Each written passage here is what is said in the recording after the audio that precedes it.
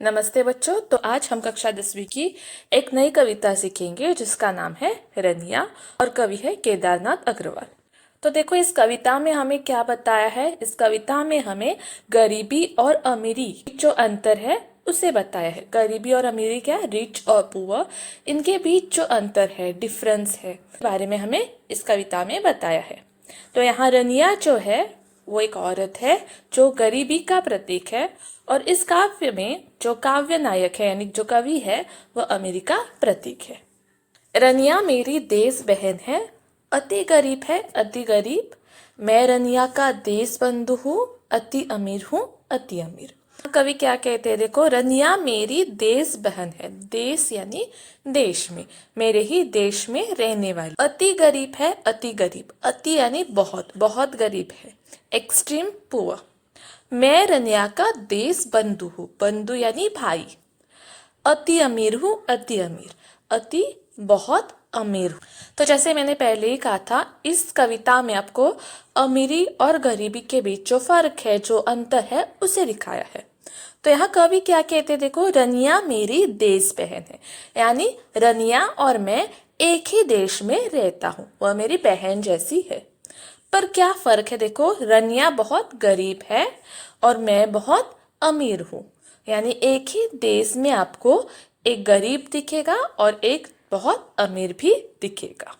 हम एक ही देश में रहते हैं पर हम अलग अलग जीवन जीते हैं। कुछ बहुत अमीर होते हैं, कुछ मध्यम वर्गीय होते हैं और कुछ बहुत गरीब होते हैं।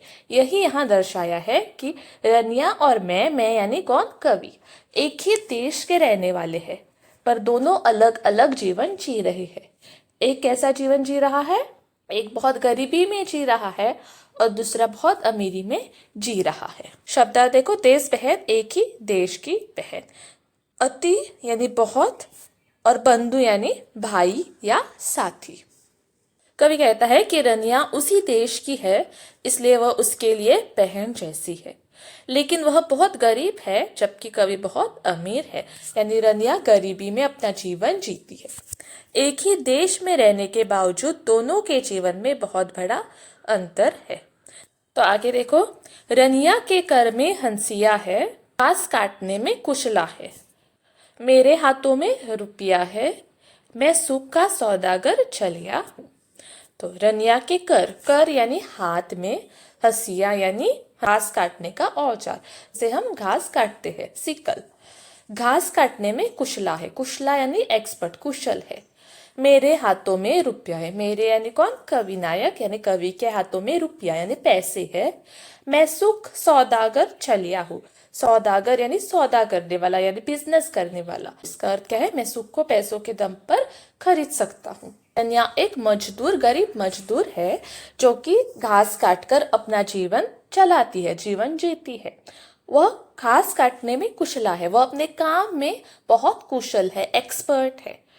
मेरे हाथों में रुपया है, कवि के हाथ में बहुत पैसा है और उस पैसों के दम पर कवि खुशियाँ या उसे जो चाहिए वो खरीद सकता है। पर रनिया ऐसा नहीं कर सकती क्योंकि उसे पैसे ही बहुत कम मिलते हैं। तो वह अपना सिर्फ पेट पाल सकती है, अपने शौक पूरे नहीं कर सकती। पर यहाँ कवि के हाथ में पैसे है इसलिए वह अपने शौक, अपना सुख पैसों के दम पर खरीद सकता है।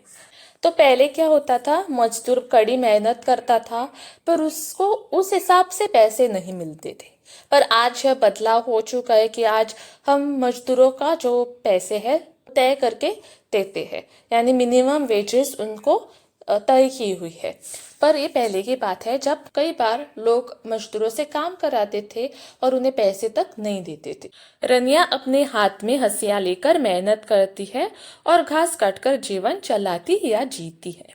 वह मेहनती है लेकिन गरीब है और वह घास काटने में क्या है, कुशला है, यानी कुशल है, यानी वह जो भी काम कर रही है उसमें बहुत कुशल है। दूसरी ओर कवि के हाथ में पैसा है और वह आराम का जीवन जीता है, यानी पैसों के दम पर कवि सुख खरीद सकता है, कवि अपने शौक पूरे कर सकता है। पर यहाँ जो रनिया है वह सिर्फ अपना पेट पाल सकती है, अपना जीवन चला सकती है, वह अपने शौक का सामान, अपने सुख का सामान नहीं खरीद सकती। रनिया अब तक जन्मांतर से जो की त्यों पूरी भूखी है, मैं जन्मांतर से वैसा ही ज्यों का त्यों पूरा खाता हूँ। तो यहाँ जीवन में जो अंतर है, फर्क है, वो दर्शाया है। रनिया गरीब परिवार में ही जन्मी हुई है, इसलिए आगा रनिया अब तक जन्मांतर से, जन्म से जो की त्यों पूरी भूखी है। तो रनिया जो है गरीब परिवार में ही पली बड़ी है और अब तक वो वैसा ही जीवन जीती है। उसे खाने के लिए भोजन नहीं होता, कभी कभार उसे भूखे पेट सोना पड़ता है। उसके पास पैसे नहीं होते उसका पेट पालने के लिए, हमेशा के लिए उसके पास काम नहीं होता। या कवि के पास एक फिक्स जॉब है, कवि के पास काम है, पर रनिया के पास हमेशा के लिए काम नहीं होता। जब कोई उसे बुलाता है तब वो जाती है। इस वजह से कई बार उसे पैसे नहीं मिलते और उसे भूखा रहना पड़ता है।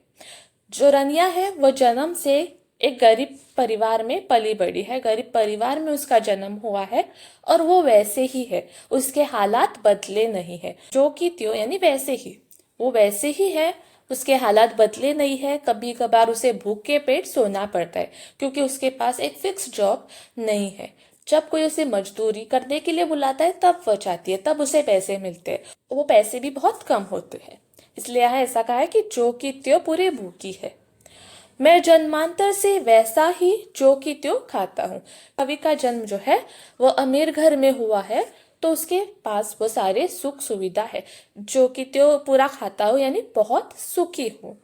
मैं जन्मांतर से सुखी हूँ और जो रनिया है वो जन्मांतर से भूखी और दुखी है। देखो शब्दार्थ देखो, जन्मांतर बहुत समय से, जो का त्यों जैसे पहला था वैसे ही।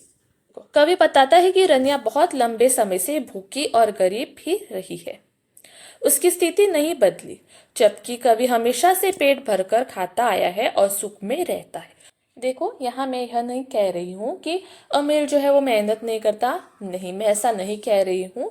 अमीर भी मेहनत करता है, गरीब भी मेहनत करता है, दोनों मेहनत करते हैं। अमीर लोगों के पास पैसे है, पर गरीब जिस हिसाब से वो मेहनत करता है उस हिसाब से उसके पास पैसे नहीं है। आगे देखो, रनिया बिल्कुल वही वही है, चिरकुट ही चिरकुट पहने है। मैं भी बिल्कुल वही वही हूँ, रेशम ही रेशम पहने हूँ। तो यहाँ जो कपड़े पहने हैं रनिया ने और कवि नायक ने वो बताया है। रनिया कैसे कपड़े पहने हैं? चिरकुट ही चिरकुट, चिरकुट यानी फटे पुराने कपड़े रनिया ने पहने हैं। मैं भी बिल्कुल वही हूँ, रेशम ही रेशम पहने, रेशम यानी सिल्क के कपड़े पहने हुए हैं। यानी कवि ने बहुत अच्छे सिल्क के कपड़े पहने हुए हैं और रनिया ने फटे पुराने कपड़े पहने हैं। रनिया के पास पहनने के लिए सही कपड़े नहीं है, बल्कि यहाँ कवि के पास रेशमी कपड़े हैं। क्या होता है, कई बार मजदूरों को लोग अपने पुराने कपड़े दे देते हैं, वही कपड़े रनिया ने पहने हुए हैं। कुछ जगह से वह कपड़े फटे हुए हैं, पर यह कवि कैसे कपड़े पहने हुए हैं? रेशमी कपड़े पहने हुए हैं। शब्दार्थ, चिरकुट फटे पुराने कपड़े और रेशम यानी महंगे रेशमी कपड़े पहने हुए हैं। देखो, रनिया हमेशा फटे और पुराने कपड़े पहनती है क्योंकि वह गरीब है। दूसरी ओर कवि हमेशा महंगे रेशमी कपड़े पहनता है। इससे अमीर और गरीब के जीवन का अंतर स्पष्ट होता है। तो एक ने फटे पुराने कपड़े पहने हैं और एक ने रेशमी कपड़े पहने हैं। एक के पास पहनने के लिए कपड़े नहीं है और एक के पास पहनने के लिए बहुत अच्छे कपड़े हैं। देखो, रनिया मेरी दुखी बहन है, वह निदाग में मुरझा रही है। निदाग यानी गर्मी में और मुरझाना यानी कमजोर होना। मैं रनिया का सुखी बंधु हूँ, भाई हूँ, चिर वसंत में विहंस रहा हूँ। चिर वसंत यानी सुख का समय, स्प्रिंग। विहंस रहा हूँ यानी बहुत खुशी से हंस रहा हूँ। रनिया मेरी दुखी बहन है। तो रनिया के जीवन में बहुत दुख है, कष्ट है और उसी कष्ट के साथ वह हर समय काम करती है, चाहे वो बारिश हो, चाहे वो सर्दी हो और चाहे वो गर्मी हो।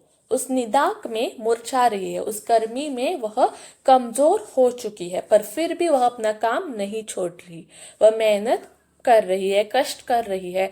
उस गर्मी के कारण, इतनी तपती धूप है, इस कारण वह कमजोर पड़ चुकी है। मैं रनिया का सुखी बंधु हूँ। कवि ने क्या कहा है? अपने आप को सुखी कहा है क्योंकि वह चिर वसंत में विहंस रहा हूँ। चिर वसंत यानी स्प्रिंग, जब सर्दी और गर्मी के बीच जो आता है सीजन, उसे वसंत कहते हैं। जहाँ हर जगह अच्छा होता है, ना गर्मी होती है ना सर्दी होती है।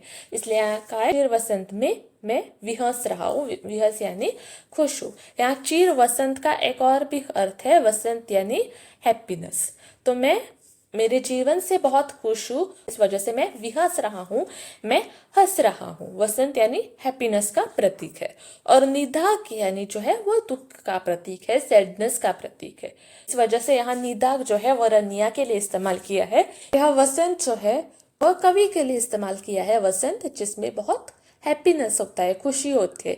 इस वजह से कवि जो है वह बहुत खुश है। रनिया कठिन परिस्थितियों में जीवन जी रही है और दुखों से घिरी हुई है।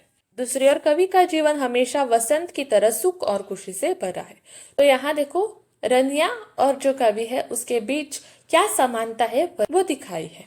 देखो, मैं और रनिया एक देश की, जो पहले का है देश की बहन है। मैं और रनिया एक देश की, दोनों एक ही देश के हैं, एक भूमि के, ये एक ही जगह के है, एक कुंज के, कुंज यानी बगीचा, एक रंग की एक रूप की, एक ही तरह दिखते हैं रंग रूप से। रोती हंसती दो कलियां है, पर एक कैसा है, एक रो रहा है गरीबी के कारण और एक अमीरी के कारण हंस रहा है। तो यहाँ रनिया और कवि नायक जो है, कवि जो है, उनके बीच जो समानता है उसे बताया है। क्या समानता है? दोनों एक ही देश के हैं, एक ही जगह के हैं, एक रंग के हैं और एक रूप के है, समान दिख रहे, समान रंग है, एक देश के है, एक जगह के है, पर दोनों में क्या अलग है? एक रो रहा है, एक हंस रहा है, यानी एक गरीब है और वो गरीबी में जीवन जी रहा है इसलिए वह दुखी है, और दूसरा क्या है? अमीर है, अमीरी में जीवन जी रहा है, सारे सुख है, सारी सुविधाएं है, इसलिए क्या है? बहुत खुश है। तो यहाँ जो समानता है उसके बारे में पहले बताया है, और आखिरी जो पंक्ति है, आखिरी जो लाइन है, उसमें जो अलग है वो बताया। एक रो रहा है और एक हंस रहा है, एक ही कलिया है, यानी एक ही देश के रहने वाले लोग हैं, पर दोनों अलग है। शब्दार्थ देखो, भूमि यानी जमीन या जगह, कुंज यानी बगीचा, कलिया यानी फूल की छोटी कली, यानी दोनों एक ही देश के लोग हैं। कवि कहता है कि वह और रनिया दोनों एक ही देश और समाज के हैं। वे एक ही बगीचे की दो कलियों की तरह है, लेकिन उनके जीवन की परिस्थितियां अलग है। रनिया कहती है, जग बदले जल्दी बदले जल्दी बदले। मैं कहता हूँ कभी ना बदले, कभी ना बदले, कभी ना बदले। रनिया क्या चाहती है कि दुनिया में, जग में बदलाव आए ताकि उसकी जो परिस्थिति है, उसकी जो हालात है वो सुधर जाए, उसे भी खुशी मिल जाए। पर कवि क्या चाहता है कि कभी ना बदले। क्यों चाहता है ऐसा? क्योंकि उसे जन्मांतर से, जन्म से बहुत सुख मिल रहे हैं, वह सुख का जीवन जी रहा है। इसलिए कवि क्या चाहता है कि जो जग है वह ना बदले, क्योंकि उसे सुख पहले से तो मिलता आ रहा है, उसे इसलिए उसे बदलाव नहीं चाहिए, जैसा चल रहा है वैसा ही चलने देना चाहिए। पर जो रनिया है, जो कष्ट से जीवन जीती है, दुख में जीवन जीती है, वह चाहती है कि बदलाव आए ताकि उसे भी सुख जीने का मौका मिले, सुख को महसूस करने का मौका मिले। देखो, रनिया चाहती है कि दुनिया जल्दी बदल जाए ताकि गरीबों की स्थिति सुधर सके, लेकिन कवि जो अमीर वर्ग का प्रतिनिधित्व करता है चाहता है कि दुनिया न बदले, क्योंकि उसे पहले से ही सुख मिला हुआ है, वह पहले से ही सुखी है। और आखिर में देखो, किंतु आज मेरे विरोध में पूरा हिंदुस्तान खड़ा है। अब रनिया के दिन आए हैं जब उसके माफिक बदला है। तो किंतु आज मेरे विरुद्ध में, मेरे यानी कौन? कवि के विरुद्ध में, आज मेरे विरुद्ध में पूरा हिंदुस्तान खड़ा है। तो कवि जो चाहता था कि जग ना बदले, ऐसा नहीं है, आज उसके खिलाफ में पूरा हिंदुस्तान है, यानी आज जग बदल रहा है। अब रनिया के दिन आए हैं, यानी जग में अब बदलाव आए हैं, रनिया जैसा चाहती है वैसा हो रहा है, जग उसके माफिक बदल रहा है। माफिक यानी उसकी चाह के अनुसार, और जैसा चाहती थी कि बदलाव आए वैसा हो रहा है। अभी क्या चाहता था? बदलाव न आए, इसलिए यहाँ कहा है कि मेरे विरोध में पूरा हिंदुस्तान खड़ा है, यानी कवि की जो चाह थी उसके विरोध में हिंदुस्तान है। यानी किसके साथ हिंदुस्तान है? रनिया के साथ हिंदुस्तान है। रनिया की स्थिति जो है वो सुधर रही है, हालात जो है गरीबों के सुधर रहे हैं, क्योंकि अनेक से जो योजनाएं आई है, पॉलिसीज आई है, शिक्षा का अधिकार मिल रहा है, मजदूर है उनको जो पैसे पैसे है उनके, मिनिमम वेजेस तय की हुई है, तो वैसे बदलाव आए हुए हैं। कवि जो चाहता था कि कभी ना बदलाव आए, जैसा चल रहा है वैसा ही चलने देना चाहिए, इसके विरोध में हिंदुस्तान खड़ा है। यानी आज गरीबों के जीवन में बदलाव आया हुआ है।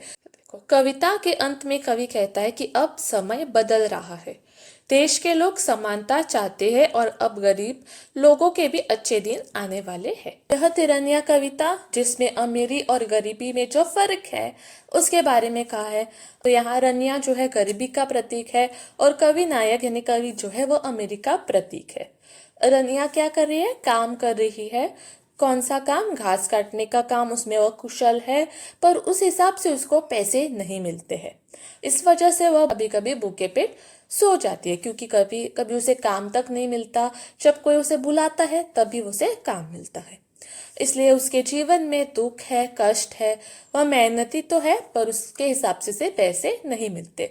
उसके पास पहनने के लिए कपड़े नहीं है, फटे पुराने कपड़े पहनती है।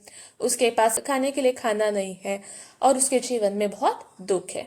वह निदाक में मुरझा रही है, वह कमजोर हो गई है। उसी के विपरीत जो कवि है, कवि किसका प्रतीक है? अमीरी का।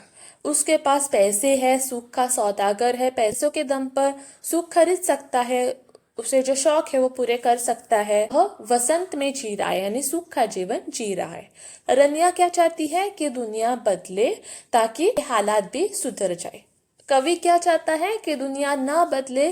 क्यों चाहता है? क्योंकि वह जन्म से ही सुख में जी रहा है और उसे बदलाव नहीं चाहिए, क्योंकि जैसा चल रहा है वैसा ही चलने देना चाहिए। पर आज क्या हो रहा है? आज दुनिया में बदलाव आ रहा है। आज जैसा रनिया चाह रही है वैसा हो रहा है, गरीबों को भी मौका मिल रहा है। देखो, यह कविता समाज में अमीर और गरीबी के बीच अंतर को दर्शाती है। भले ही एक ही देश में है, पर जीवन जीने का जो तरीका है, किसी कोई अमीर है, कोई गरीब है, कोई मध्यम वर्गीय है। रनिया एक गरीब मेहनती महिला का प्रतीक है जो कठिन परिश्रम करके भी गरीबी और भूख से जूझती है। दूसरी ओर कवि अमीर वर्ग का प्रतिनिधित्व करता है या प्रतीक है जो धन, आराम और सुख से भरा जीवन जीता है। कविता यह दिखाती है कि एक ही देश और समाज में रहने के बावजूद भी लोगों की परिस्थितियां कितनी अलग हो सकती है। अंत में कवि संकेत देता है कि समय बदल रहा है और गरीबों के लिए भी अच्छे दिन आने वाले हैं। रनिया कविता, आशा करती हूँ कि आप सभी को यह कविता समझ में आई होगी।